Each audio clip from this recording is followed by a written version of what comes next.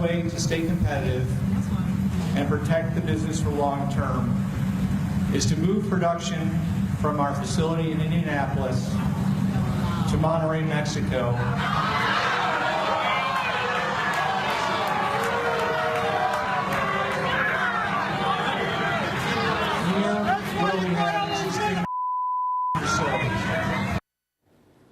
Well, that was a group of 1,400 factory workers reacting to the announcement that their jobs are heading to Mexico. The speaker, well, he justified the move, citing competitive pricing and product quality.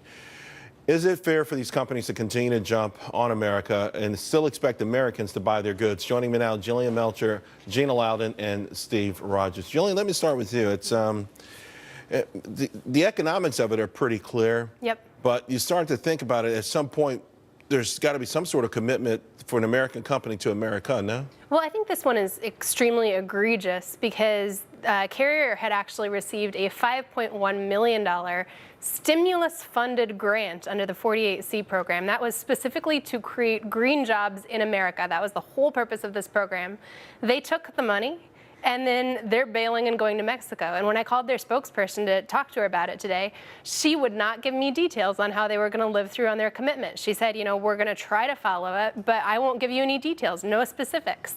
So I think this is certainly an Obama administration green failure. We've heard this story again and again and again, and they keep getting away with it. Steve, should we be angry at the companies who are just trying to cut costs in many instances, or angry at a system that's given us, particularly this administration, extraordinarily high taxes, high regulations, high fees? I mean, it costs a lot of money to do business in America. How about, you're right, being angry at an administration that cares little about the American worker and more about the profit-making corporations. You know what they forgot in that narrative, Charles, in that video? The taxes, the regulations that are killing jobs. Obamacare in itself has killed a lot of jobs.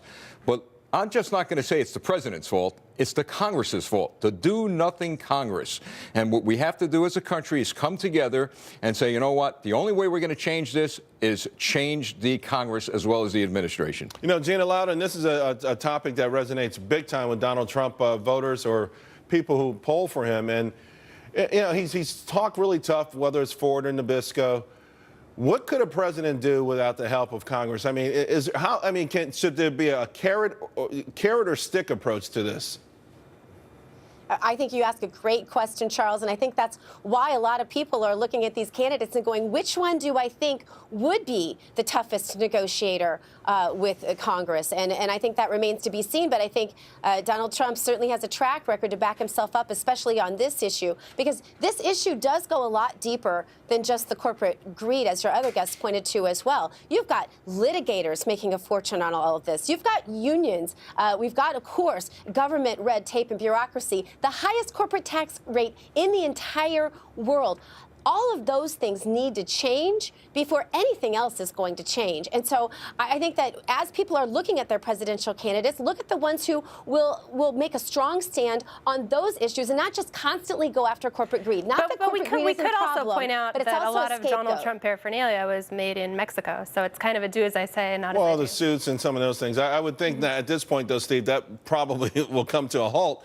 But today, Carrier, their parent company is United Technologies. I think the stock was up $1.50 off of a 3-year low.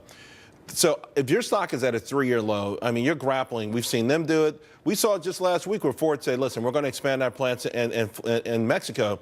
Apparently, either these companies aren't taking Donald Trump seriously, or they're just saying they just think Washington is so dysfunctional, no matter who the president is, they'll never fix it so that American companies can maximize profit. We have no leadership in this country, and I've said it before, when Donald Trump becomes president of the United States, they're going to be begging to come back to the United States of America. All right, guys, let's leave it there. The South Carolina GOP primary is just 1 week from tomorrow.